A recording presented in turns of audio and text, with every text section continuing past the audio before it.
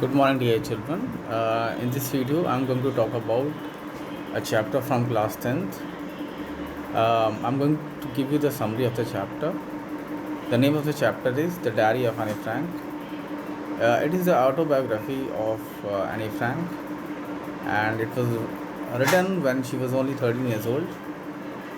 She thought that no one would be interested in reading her autobiography, but as it turned out, it is uh, one of the most read and celebrated autobiographies of all time. Anne Frank thinks that writing a diary is a strange experience for her. She has never written anything like this before. She feels that no one else except her will be interested in the musings of a 13-year-old schoolgirl. She writes it for herself. She wants to get all kinds of things off her chest.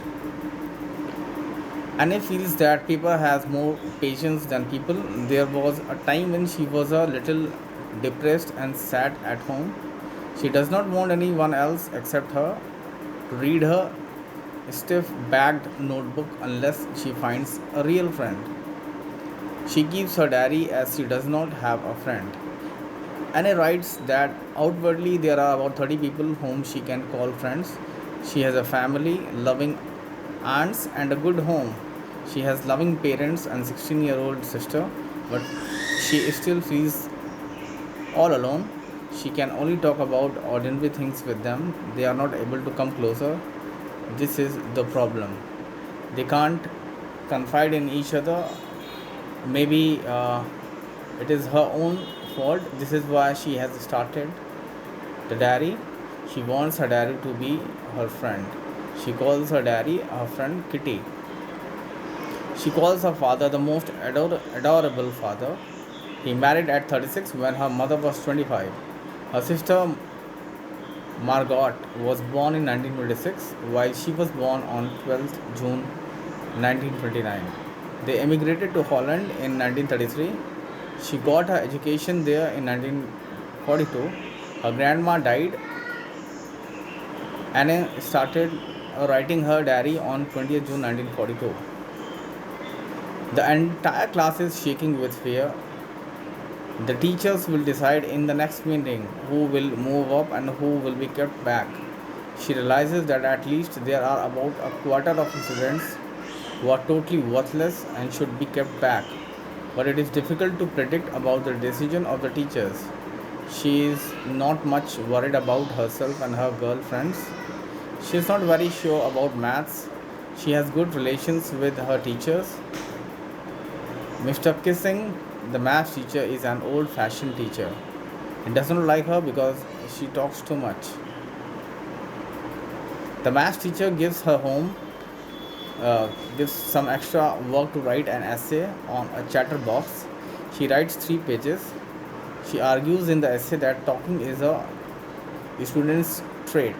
She promises to keep it under control. She feels that she will never be able to cure herself of the habit.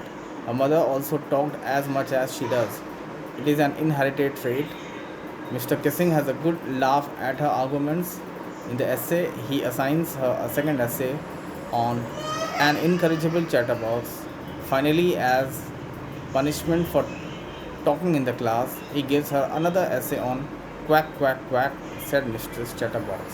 The class gives a roar of laughter. Her friend Sene is good at poetry. She offers to help her and wants to turn the table on Mr. Kissing. She finishes the poem about a mother duck and the father swan with 3 baby ducklings. They are bitten to death by the father because they quack too much. Mr. Kissing understands the poem and its message in the right way. Since then, she has been allowed to talk. She has not been assigned with any extra homework. So it also talks about the kind of relationship a teacher and a student should share. They should have a relation what a father holds for his daughter, and if relationship demands sacrifice on someone's part, then why not? So this was the summary of the chapter. Thank you.